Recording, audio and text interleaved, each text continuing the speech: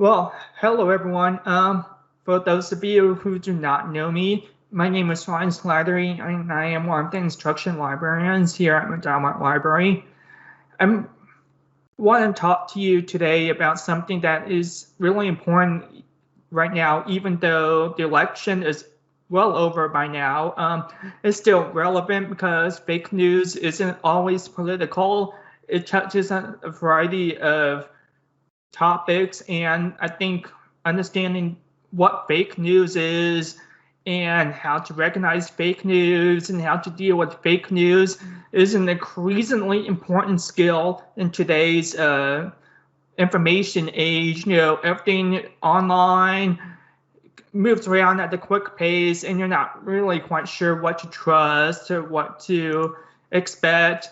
And hopefully I give you a little bit more information on that and give you some skills on how to deal with that. So if you have any questions at all, I will have some time at the end of the presentation to answer questions. And if you have anything really pressing, you can just drop a question in chat and I will see it and I will do my best to respond to it. All right.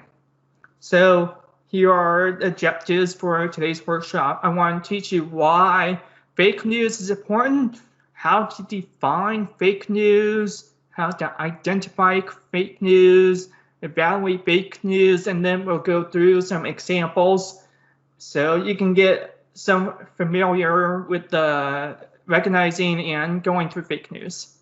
So why is fake news important? Why do we have to bother with this at all? It's because fake news does have an impact on us, whether we like it or not. So like conspiracy theories, such as Pizzagate, for those of you who may be familiar with that, it kind of builds a mistrust and skepticism in news media and organizations that do fact-based reporting, and honestly, we have to be able to trust our news media. We have to be able to ensure that they're giving out accurate news reporting, because that is crucial. That is critical for a democratic society to function. If we can't rely on our news, then we can't really trust anything people say. So it also has a potential for violence. So as I mentioned, in 2016, a really popular conspiracy theory took root all over the internet and went viral, with allegations basically targeting a pizza shop in Washington, D.C., like human trafficking, a sex ring, and all that, and it connected those with specific political officials. And so as a result, in December of 2016, a man from North Carolina traveled to the pizza shop to investigate himself.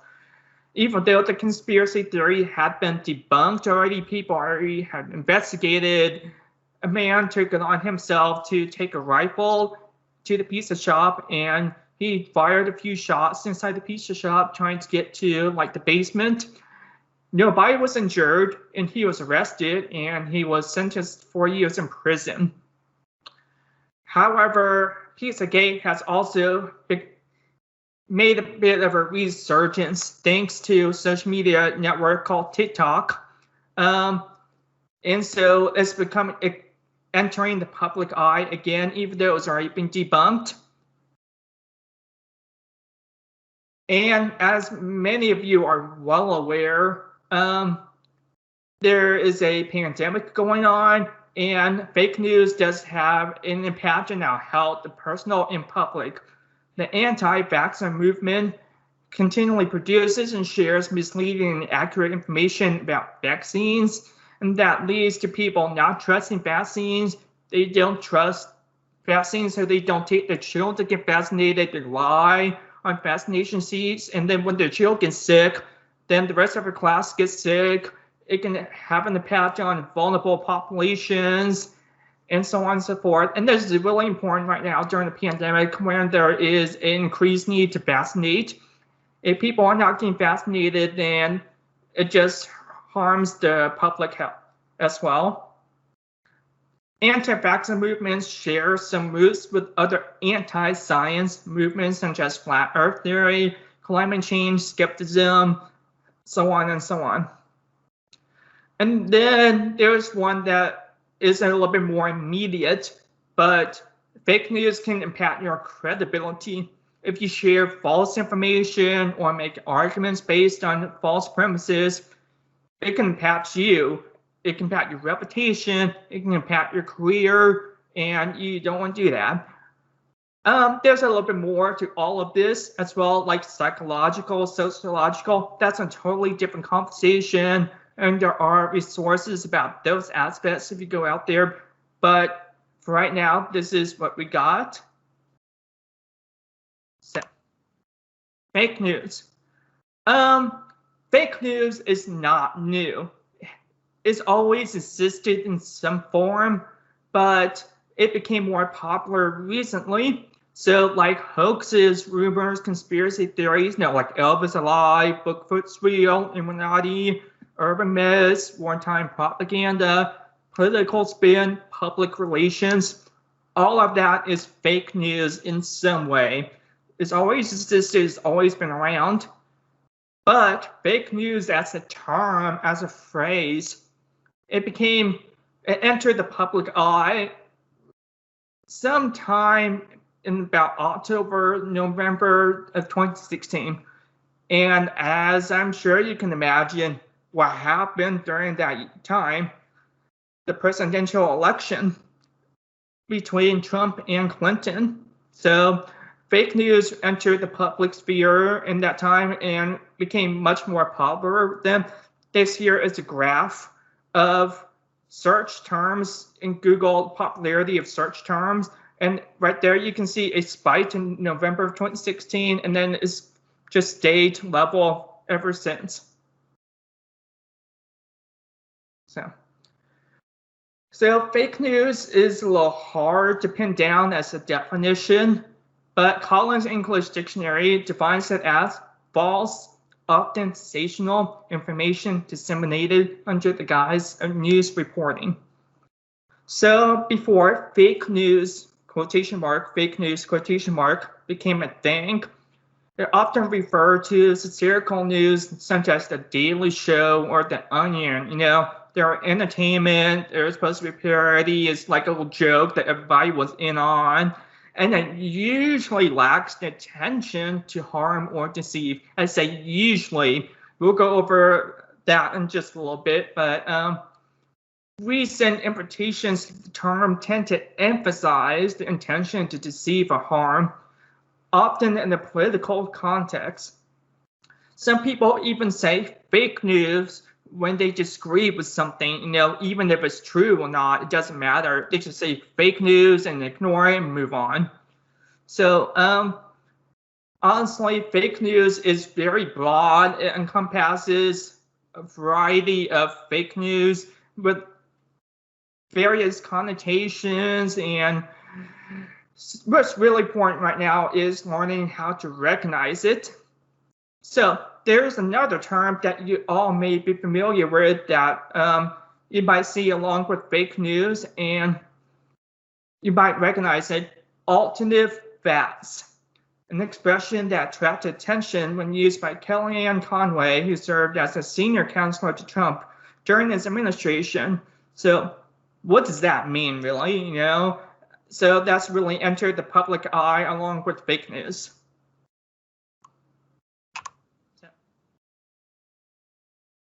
There are various types of fake news, and you can't really easily slot them into just one type. Some of them might stretch across multiple types of fake news.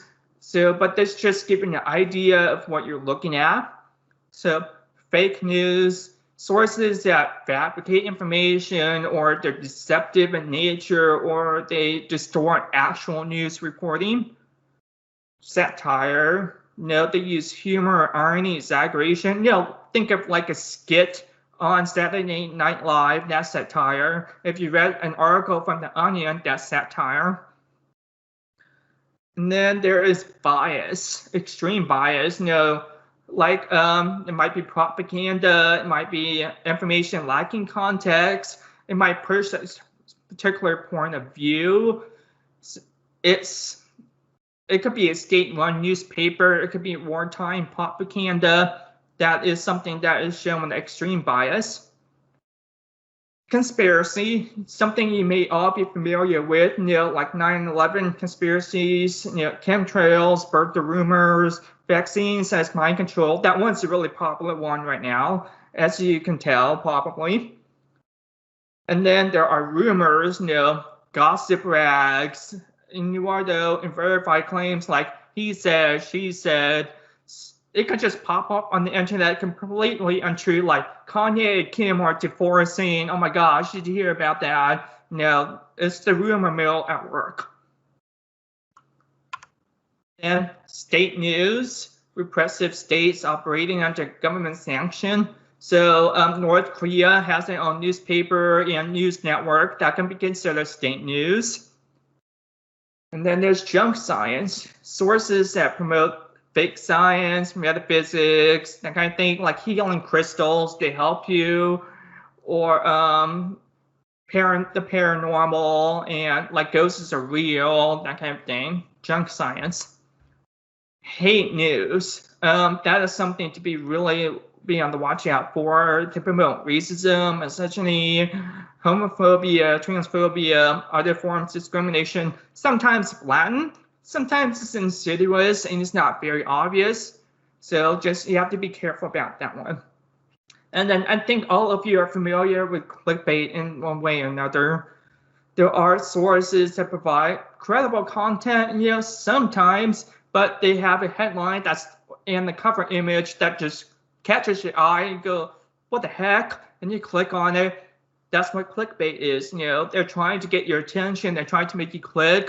Even though maybe the story is totally boring now, but the headlines just get that riveting. They just want money, basically. If you click on it, they get clicks, revenue. So. Now, there are a number of ways to look at fake news. So sometimes when you see an article posted on Facebook or you see something on your Twitter feed, stop and consider, look at the source, look at the site itself. Is the URL valid? Is it wonky? Like, is it .org, .com, .net, whatever, or is it some domain that you never heard of? That might be a sign. Look at the layout. Is it professional? Is it clean? Are there spelling errors, grammar, that kind of thing? Who owns the website? Who is running the website? Look for red flags. Also, if you're on social media, like on Twitter, try to see who is sharing the story in the first place. Are they a robot? Or do they have like motive? You really have to consider not just the news that they're sharing, but also the person who's sharing the news. So like maybe you have a friend who's totally into crackpot theories and they share a news article on their Facebook. You have to be cautious about what they're sharing because you already know this person. Maybe what they're sharing is not legitimate. As I said, clickbait is something you have to contend with, and headlines don't tell the whole story. They're misleading, they're outrageous. Before you react or share, read the story.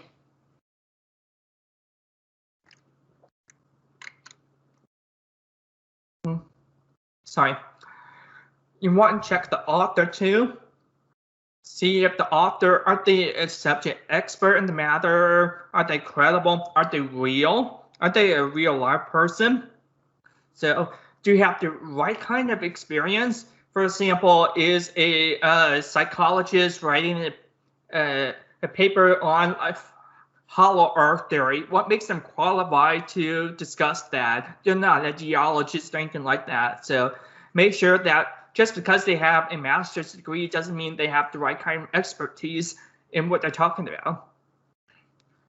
And does the story cite sources? Do they cite a subject expert? Do they cite a police officer? Do they cite some government organization? And did they actually say those things? You have to check up on those citations, make sure that they're real, are they qualified, etc. And then check the date. This is really important. This can grab you, like if you see an incident happening and there's articles spreading around, check the date. Sometimes old news stories circulate because it's a similar incident, and old stories may have lack updated information or in context. Like, for example, a news article goes around saying like a raccoon was going through mailboxes, suspected whatever, and then they investigated it and turns out it was a squirrel. Well, the old article does say that it was a squirrel, it was a raccoon. Now, people hate raccoons, and so that's one of the things that you have to watch out for.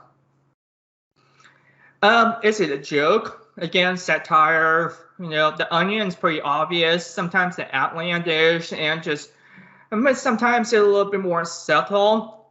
Some people have issues understanding jokes, and so you really have to be careful with that.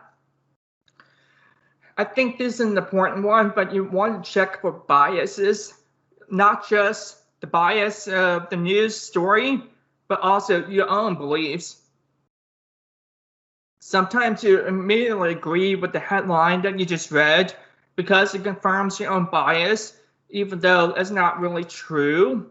So you might want to double check your biases, check on the biases of the news site, and then ask the expert, you know, ask a librarian, consult a fact-checking site, make sure the story being reported is true, it's not missing information, context, whatever. And sometimes, if you go on Twitter and you see an article, some people will be responding to the article saying, hey, that's not true, and here's the source, and here's why. You can take that into account as well.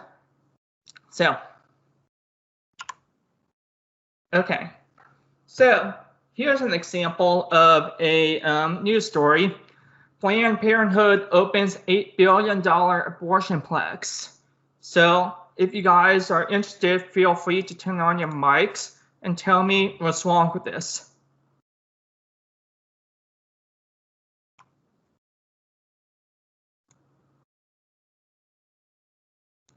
Anyone?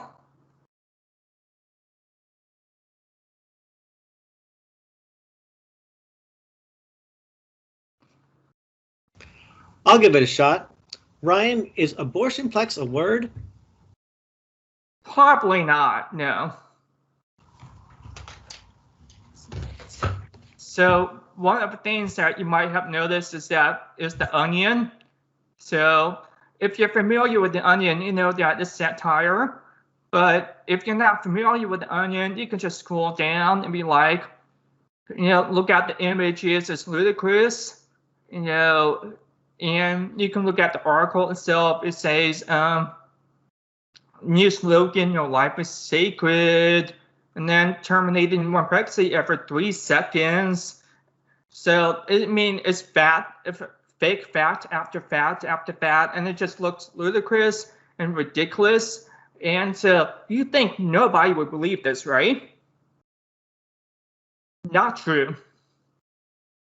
So, in 2012, a congressman linked this story saying that it was like it was real, you know, and so he had to take it down later. We got a little bit of egg on his face after he was notified that it was in fact satire, not real. This is sometimes known as ate the onion. Somebody ate the onion when they fall for a story like that, and they post it and they react to it if it's real.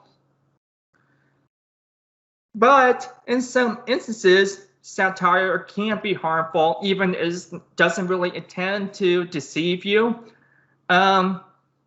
Imagine that a mean joke was made at your expense, and then when you complain, they just pull back and say, hey, it's just a joke. Why are you mad? Everybody knows we're just joking around. And so you have to be careful because satire is used as a way to criticize something, and not every bit of satire is as like this. Okay, moving on. So this popped up on my Twitter feed the other day. And so you'll look at the headline, says California dies hours after getting COVID-19 vaccine, prompting probe. Can someone tell me what's up with this headline? What conclusions can you draw from this headline?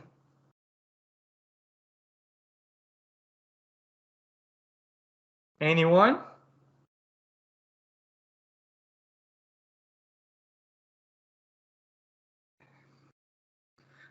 I guess you might suspect that, somebody got vaccinated and then they died right after because of the vaccination, and that seems pretty misleading because if you were to click on this story, so right here, you can see that the California resident was vaccinated, died just hours later, but it turns out he tested positive in coronavirus in December. So he's already been dealing with the coronavirus, and then he got vaccinated well into January. And then another thing is they cite a Facebook post from the sheriff's office in Placer County, which is really interesting. They quoted right here. There we go. They quoted here, the vaccine was not administered, Placer County Public Health, there are multiple, blah, blah, blah. Any reports surrounding the cause of the death are premature, pending the outcome of the investigation. They quote that Facebook post, but they removed some of the wording, so it seems a little interesting. It seems biased in a way. They wanted to draw a conclusion from the headline, and they're a little bit scant on information right here. So I'm a little nervous about this news source. So what can I do is I can check it on media bias and see, is the New York Post a reputable source? So here. So right here it says that it's right center and political bias, and that it received a mixed rating for factual reporting. So it means that it's questionable at the very best. And if you scroll down, you can see more information. They call it a tabloid newspaper. And you can see who's owned by. And then you can see some other failed checks. Like, for example, they posted a story say, newly discovered planet could destroy Earth any day now, and it's proven false. So it really makes you think, is a New York Post reputable? Probably not. So just keep that in mind. You can double check any news source that you read online and be like, is this a good source? Is it a bad source? So that's one way to go about it. So. Hey, Ryan? Yeah? Before you move on, can you give us the URL of the media bias site you were just showing us and tell us a little bit about how you found it? Sure. So, so the media bias check was part of a okay. So I did a little bit of digging. I looked around, and there are a number of fact-checking websites. Media bias /fact check is just one of them, and it's been recommended by multiple sources that it's legitimate. But that's a great question. You want to make sure that it is a good fact-checking source. So you want to take a look at look at the about page right here. See. It says from the 2015 independent online media outlet, so it follows a methodology for determining the biases of these sources. So you take a look at that, and they discuss the methodology. They say it's not 100% objective. calculated, but there's be some degree of subjective judgment. And so you can look at here, it compares some other Norse resources like CNN, Fox News, Reuters, and so on and so forth. So you can read through this and then you can determine, like, are they doing a good job of checking on those news websites? So does that answer your question? So, I mean, I'd say I wouldn't suggest using this by itself.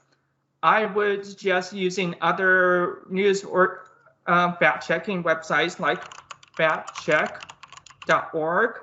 Right here, that's another one. Or you can do... Yes, thank you, Ryan. It's just really useful to have the URLs in case someone wants to use these same methods themselves. Of course, of course. So I can submit this as a PDF and share the handout with anybody who's interested, which will include the URLs. Okay. Thanks. Okay. So here's our last example, which is this very interesting article. So imagine a friend or a family member share this article on your Facebook page. So what's interesting about this article? I mean, what jumps to mind?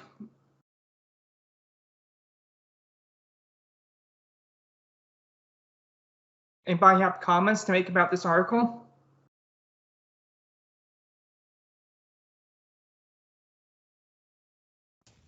Ryan, can you scroll up a little bit? Sure. Thank you.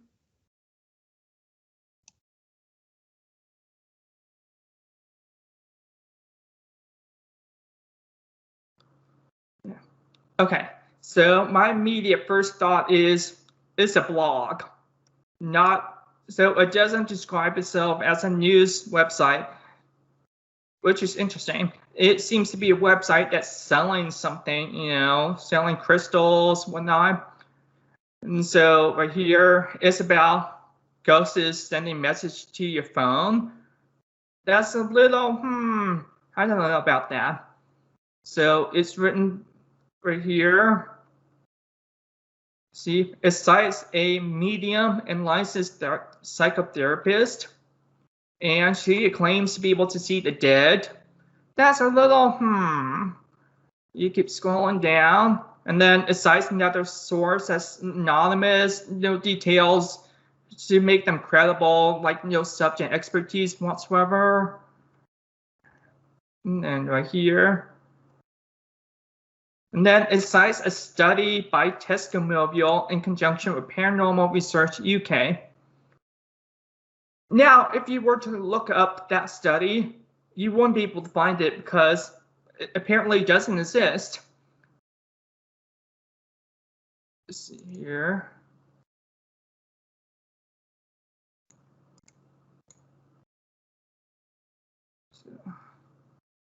So see, I can't really find anything here. I tried Google Scholar, and then I looked up the person that's right here.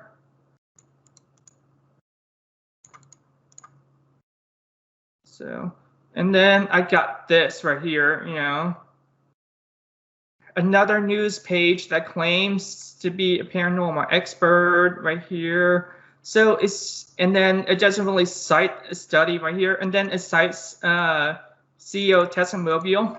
So I did some digging on this study, in quotation marks, and then it turns out it was part of an advertising campaign back in 2010 when Testimonial tried to drum up sales by doing like a little Halloween campaign.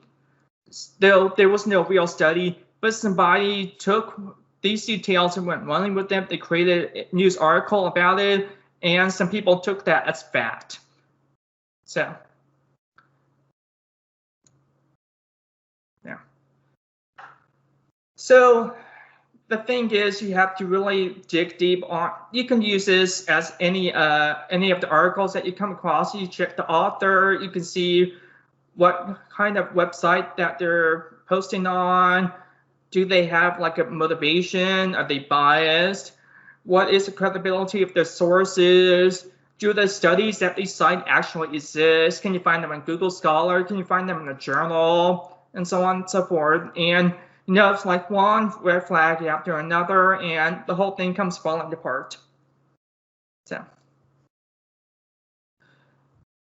right.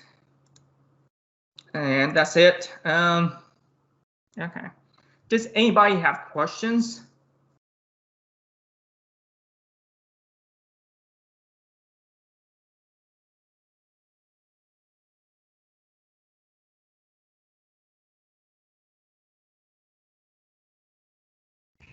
If you look at the chat, Ryan, Matt is currently typing you a question. So yeah, okay.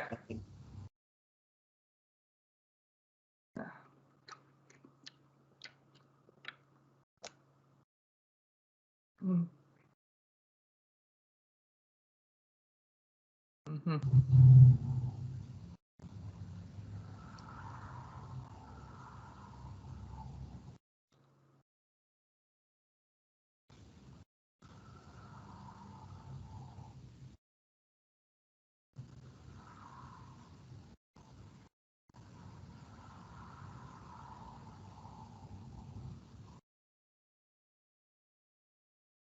Yeah, Matt, that is, so Matt says there's a lot of time and energy to go evaluating something as simple as a news article. And yeah, I wouldn't say you have to do this for every news article you come across.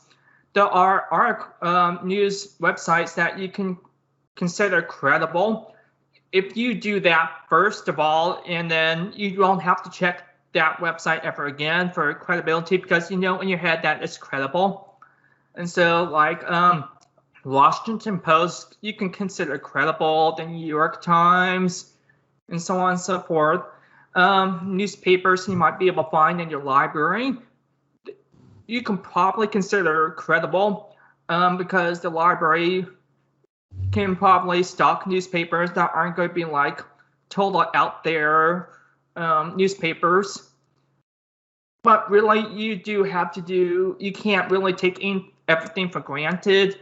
It's always a good habit to check if where you're getting your news is credible, especially if the website changes hands, it gets sold, or the team changes, or whatever. You have to be on the lookout for that. Does that answer your question, Matt?